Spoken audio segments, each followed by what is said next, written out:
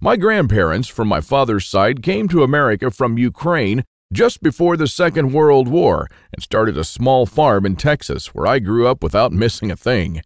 But my grandfather wasn't so lucky. When he was only 12 and still in Ukraine, he survived one of the most horrific famines. Of the 100 families that lived on his street, only 20 survived. So what you're about to hear is a real recollection, as it was written in a personal journal just after the crisis by one of his neighbors. Where did all the bread disappear? I do not really know. Maybe they've taken it all abroad.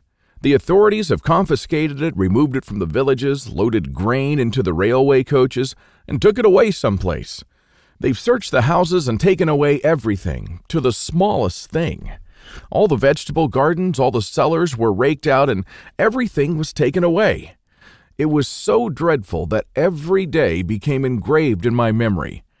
People were lying everywhere as dead flies. The stench was awful. Many of our neighbors and acquaintances from our street died.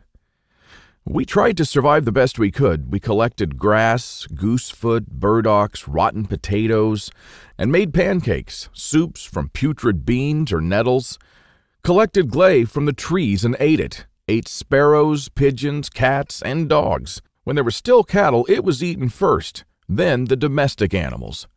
Some were eating their own children. I would never be able to eat my child.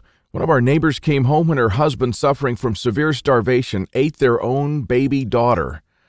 This woman went crazy. Another neighbor wrote a petition to the authorities, and here's just a paragraph from that. It said, "Please return the grain that you've confiscated from me. If you don't return it, I'll die. I'm 78 years old and I'm incapable of searching for food for myself." And of course, nobody cared. In a crisis, it's everyone for himself. Although in many cases, families did still remain families. But just after the winter, when there's absolutely nothing to eat, my grandfather, together with his mother, went to the nearest town where the government had established a soup kitchen. Unfortunately, the 25-mile journey was too much for his mother. After just 5 miles, she couldn't walk anymore. My grandfather noted in his journal, "Mother said, save yourself, run to town." I turned back twice. I could not bear to leave my mother, but she begged and cried, and I finally went for good.